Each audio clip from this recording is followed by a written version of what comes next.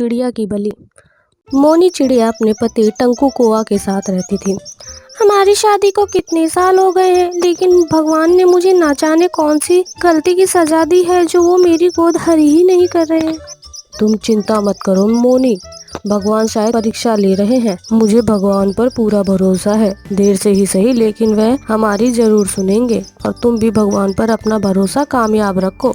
अब तो रिश्तेदारी में भी हमारी चर्चा होने लगी है कि मोनी की शादी को इतने साल हो गए लेकिन वह अभी तक माँ नहीं बन पाई। लोग मुझे बांझ कहने लगे हैं। मेरा जीना दुश्वार हो गया है। कभी कभी तो दिल करता है खुद को खत्म कर दूं।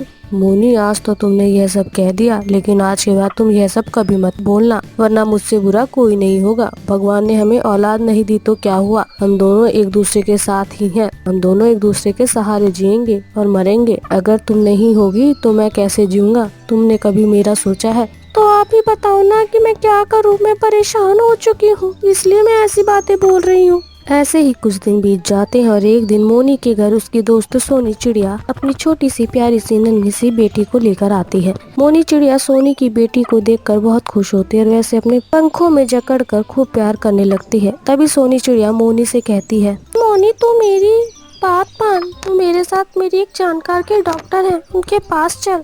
वो डॉक्टर बहुत जाने माने हैं और वह तेरा अच्छे से इलाज करेंगे, जिसके बाद तुझे भी पता चल जाएगा कि आखिर क्या कारण है जिस कारण तू माँ नहीं बन पा रही है। सच में? ठीक है, मैं अपने पति से इस बारे में बात करूंगी। मैं तो कहती हूँ कि तू अभी मेरे पति को लेकर और मुझे लेकर उस डॉक्टर के पास चल।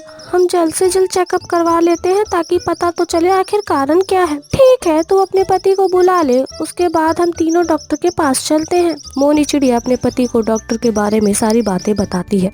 थोड़ी देर बाद सोनी चिड़िया मोनी और उसके पति टंकू को लेकर डॉक्टर के पास जाती है।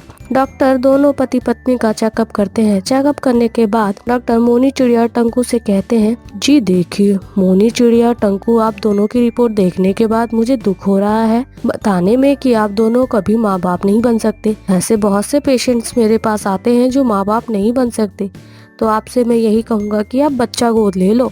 यह सुनकर मोनी चिड़िया और टंकू दोनों बहुत उदास हो जाते हैं और कुछ दिन बाद दोनों पति पत्नी एक तांत्रिक चिड़िया के पास जाते हैं। तांत्रिक चिड़िया मोनी से कहता है, देखो मोनी, अगर तुमको अपनी गोद हरी करनी है तो इसके लिए तुम्हें एक चिड़िया के बच्चे का बलिदान देना होगा, तभी तुम्हारी गोद हरी होगी। क्योंकि तुम्हारे पिछले जन्म में तुम्हें एक श्राप मिला था जिस कारण तुम माँ नहीं बन पा रही हो, और श्राप को मुक्त करने के लिए तुम्हें किसी चिड़िया के बच्चे का बलिदान देना होगा। जब तुम्हारे पास किसी चिड़िया का बच्चा आ जाए तो तुम उस बच्चे को लेकर यहाँ आ जाना, मैं उसकी बलि चढ़ा दूंगा और बलि चढ़ाने के बाद तुम्हें माँ बनने का सुख प्राप्त होगा। तांत्रिक चिड़िया, मैं हर वो चीज करूंगी जिस चीज से मेरी गोद हरी हो। ऐसे ही कुछ दिन बीत जाते हैं और मोनी चिड़िया वहाँ चिड़िया की बच्ची की बलि देने की तरकीब लगाने लगती है। वह बहुत ज्यादा स्वार्थी हो जाती है। जब उसे कोई रास्ता नहीं मिलता तो वह अपनी दोस्त सोनी चिड़िया के घर जाती है। वहाँ से वह अपनी दोस्त सोनी चिड़िया की बेटी को अपने पंखों में जकड़कर चुराकर तांत्रिक चिड़िया के पास ले जाती है। तो वहीं दूसरी तरफ सोनी चिड़िया अपनी बच्ची के लिए बहुत ज्यादा परेशान हो जाती है। वह यहाँ अपने बच्चे को ढूंढने की कोशिश करती है लेकिन उसे उसकी बेटी नहीं मिलती।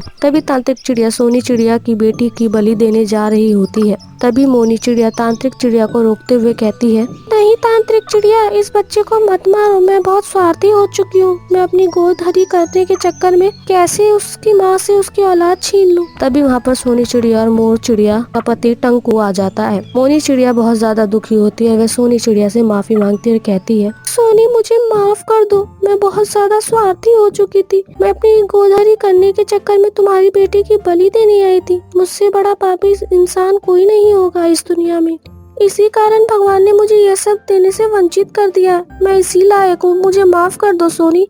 माफी मत मांगो, मैं समझ सकती हूँ कि तुम अभी किस दौर से गुजर रही हो, लेकिन एक चीज हमेशा याद रखना, जीवन में कितनी भी कठिनाइयाँ क्यों ना आ जाए, कभी भी हमें गलत रास्ता नहीं चुनना चाहिए। और खासकर ऐसे तांत्रिक चिड़िया जैसे लोगों की बातों में तो कभी नहीं आना चाहिए। ऐसे लोग सजा के पात्र होते हैं, क्योंकि ये लोग गंदे विचार दूसरों में बांटते हैं, जिस कारण सामने वाले को उनकी बात माननी पड़ती है। सोनी चिड़िया मोनी चिड़िया को माफ कर देती है और सोनी चिड़िया पुलिस चिड़िया को कॉल करके तांत्रिक चिड़िया को गिरफ्तार करवा देती है।